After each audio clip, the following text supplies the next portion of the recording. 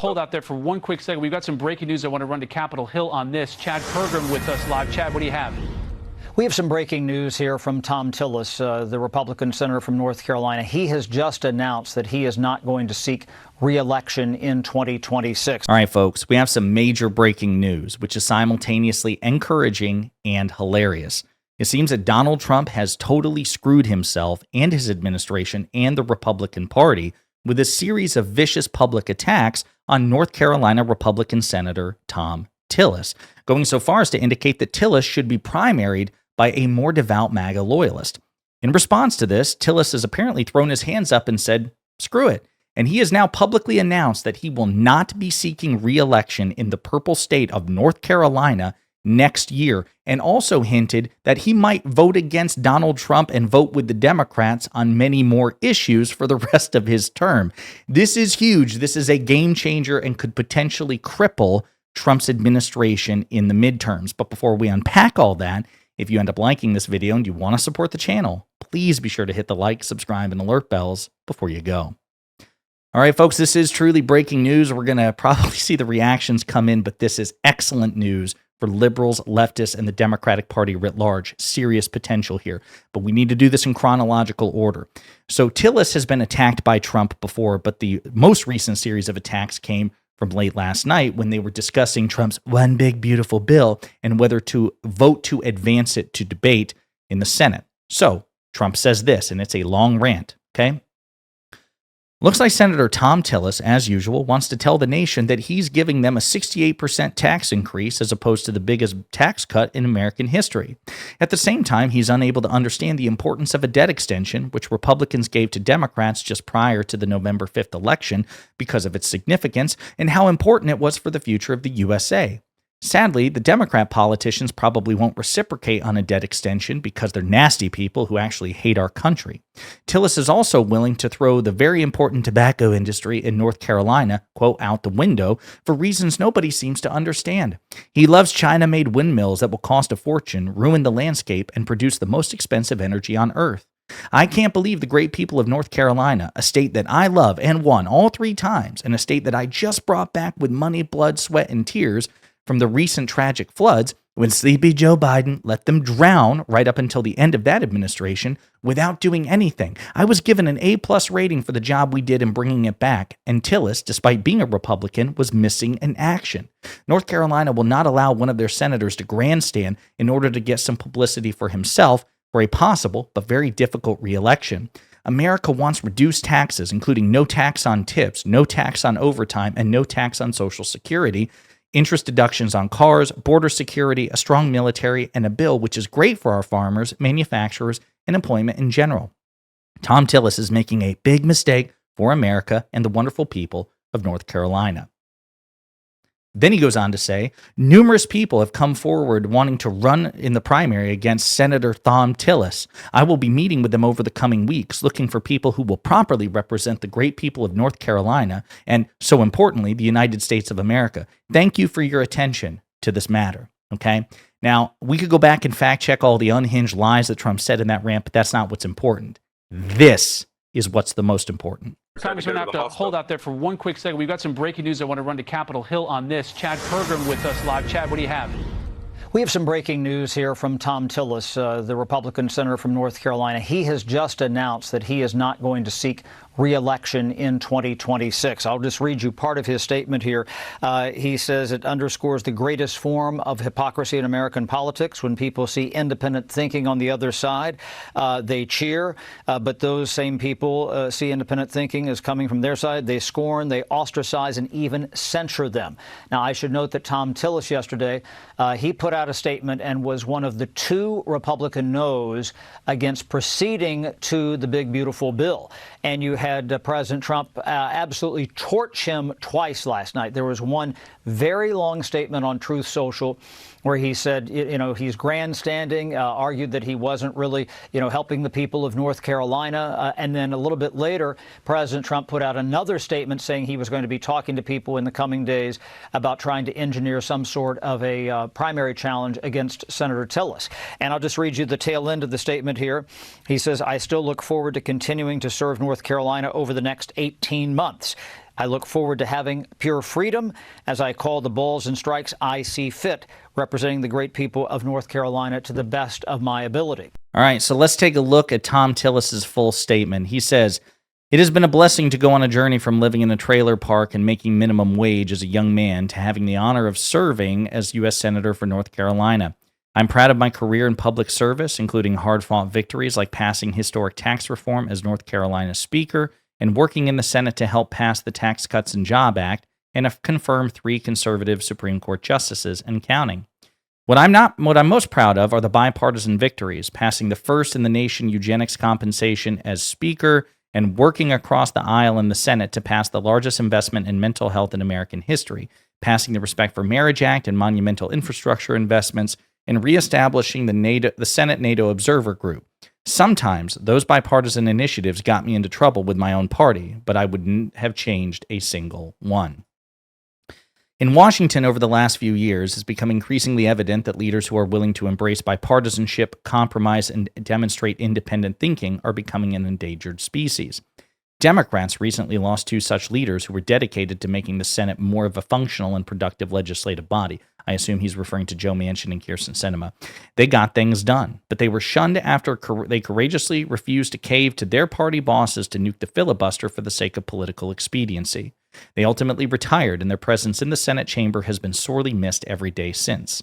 It underscores the greatest form of hypocrisy in American politics. When people see independent thinking on the other side, they cheer. But when those very same people see independent thinking coming from their own side, they scorn, ostracize, and even censure them. Too many elected officials are motivated by pure raw politics who don't really give a damn about the people they promise to represent on the campaign trail. After they get elected, they don't bother to do the hard work to research the policies they seek to implement and to understand the consequences those policies could have on that young adult living in a trailer park struggling to make ends meet. As many of my colleagues have noted over the last year, and at times even joked about, I haven't exactly been excited about running for another term. That is true since the choice is between spending another 6 years navigating the political theater and partisan gridlock in Washington, or spending that time with the love of my life, Susan, our 2 children, 3 beautiful grandchildren, and the rest of our extended family back home. It's not a hard choice, and I will not be seeking re-election. I am beyond grateful for the friends I've made over the years in North Carolina and our nation's capital, as well as my amazing staff who are among the very best the Senate has to offer. I still look forward to continuing to serve North Carolina over the next 18 months. I look forward to solely focusing on producing meaningful results without the distraction of raising money or campaigning for another election. I look forward to having the pure freedom to call the balls and strikes as I see fit and representing the great people of North Carolina to the best of my ability. So that seems to me that he's like, all right, Trump, you want me gone? I'm out. But you might regret that choice. You might regret that sorely, because he seems to be indicating that he is now more inclined to vote against Donald Trump in the future because he doesn't have to worry about winning re-election. This is the danger that Trump has put himself in as a consequence. And this is a real opportunity for the Democratic Party. And I should point out, I'm doing this in real time. I'm curious how people are reacting on social media. Let's take a look here. Yeah, so apparently Trump tweeted this out too. Tom Tillis has hurt the great people of North Carolina, even on the catastrophic flooding. Nothing was done to help until I took office again, total law. Then a miracle took place. Tillis is a talker and a complainer, not a doer. He's even worse than Rand Fauci Paul, okay? So this is where we are, folks. I mean, people are reacting to this. This is huge.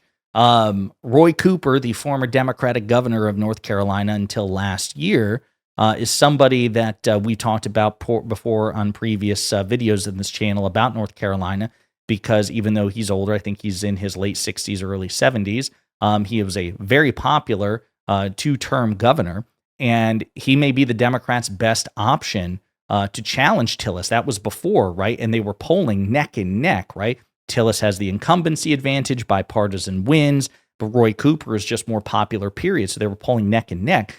If Tillis follows through on this and doesn't seek re-election, then the Democrats, if Roy Cooper runs, that he will absolutely be favored by far, because there's no one that the Republicans have in North Carolinian politics that has the favorability that I'm aware of Roy Cooper. Not to say that they couldn't win, but Cooper would have the advantage in terms of name recognition and approval right out the gate. And what's funny is, as I was posting on Twitter, I'm like, Anderson Cooper, who's the youngest chair of any political party, I think in America still to this day. I said Anderson Cooper right now, and I posted the Jack Nicholson meme. I said, we Democrats in North Carolina right now in response to this. And of course, what's funny is one of the people replying to me said Democrats' first priority should convince America First patriot Mark Robinson to run to save our country. Now, Mark Robinson was the lieutenant governor of North Carolina. He was a far-right radical Republican, as MAGA as it gets. This guy was unhinged, and he ran for governor last year against Josh Stein, then the attorney general, the Democrat, who since won. He clobbered Robinson. It wasn't even close. And Robinson is not only a moron, but like you may recall, he was the guy who had that scandal about, he was a self-professed black Nazi. NC GOP nominee for governor made dozens of disturbing comments on porn forum, and it goes into all the details. You recall that? I wouldn't put it past Donald Trump to endorse him again, because Trump endorsed him last time and continued to support him even after this scandal.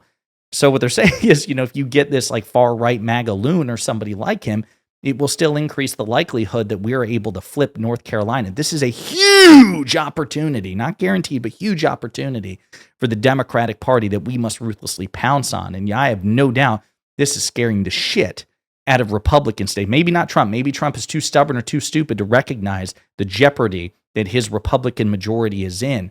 But he has given Democrats an opportunity to really increase their foothold and undermine the Republican Senate majority. Remember, it's only 53-47 split.